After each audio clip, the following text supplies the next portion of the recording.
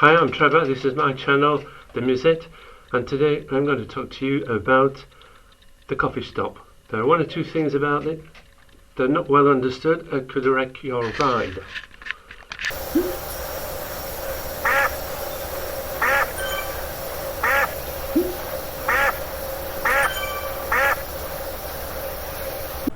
It's time to Zwift.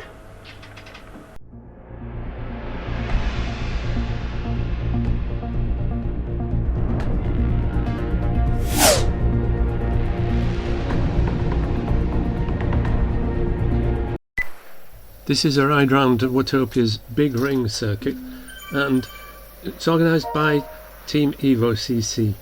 And this is the first time I've ridden with them for 3 months, as I've had a bit of a break from cycling, an enforced rest, and it's nice to be back riding with people I know. It's a 1.5 hour ride approximately, and I'll describe some of the aspects of the coffee stop feature. So as you probably know, there are two types of coffee stop. One's at the beginning of an event where in the first 5 minutes you can have a 30-second break. This allows you to go and grab a towel or your drinks, or switch the fan on or plug it in if you've forgotten. After that there's a 30-minute counter, and you can activate a 3-minute coffee stop after 30 minutes of riding. Now there are a few rules about the coffee stops, and I'm going to give you a few examples of what happens when it goes right and what can happen and why it can go wrong. You can use a coffee stop in group rides. You cannot use it in races, and you cannot use it in workouts, either solo or group workouts. You can't use a coffee stop in the last 5 kilometers of an event, or if it's a time-based event such as a 90-minute event, you can't use a coffee stop in the last 15 minutes. To take a coffee break, tap on the coffee mug icon that's in the action bar or within your companion app. This will open dialogue that allows you to start the coffee break. You then have 3 minutes to go away and heat up some coffee, and even let the dog or cat out. Just note that while you're absent from your pain cave, you might actually miss 1 or 2 messages from the ride leader.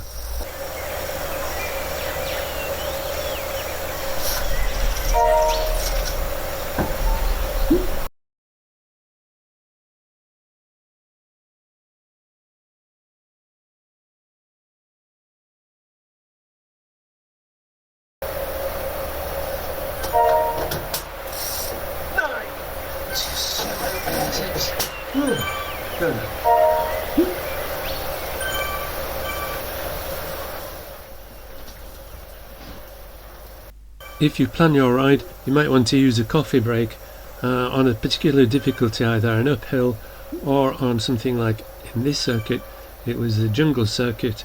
There's a long climb at 31 kilometers and it's very tough. Unfortunately for me, I had used up my coffee break and the timer hadn't given me enough time to get another coffee break.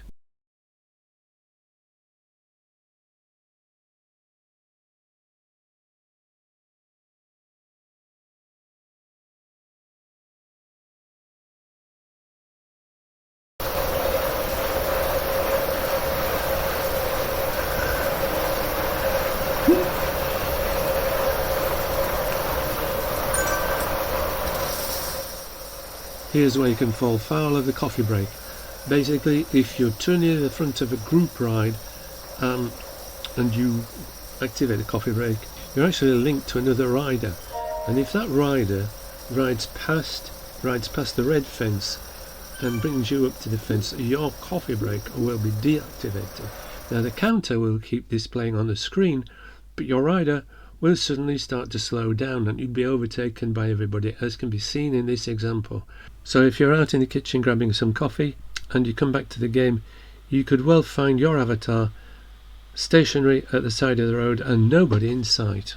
So the best thing is to activate your coffee break where you're near the yellow beacon or the red beacon, and keep well away from that, and keep well away from riders near the fence.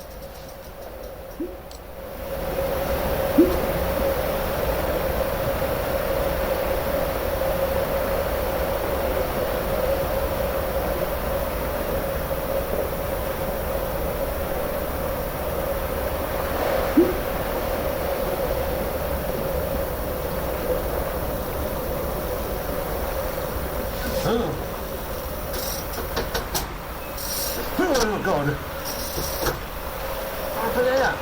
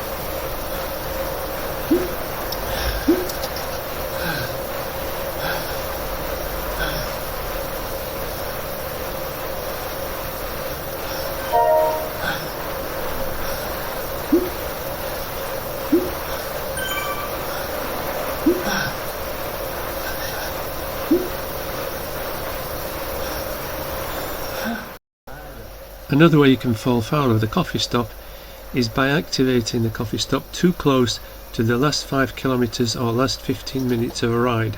So for example, if you initiate the coffee stop at 6 kilometers from the finish, then after 1 kilometer your avatar will become detached from the rider, and you may well find yourself off the back, not understanding what happened.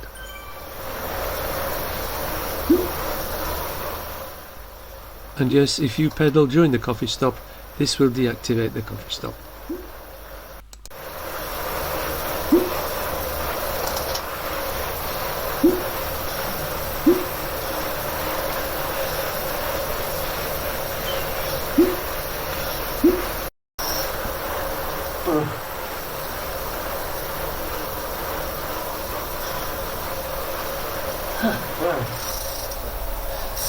Okay, thank you folks.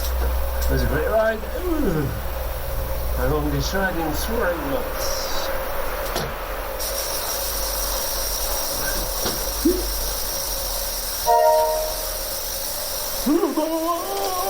Recovery shake.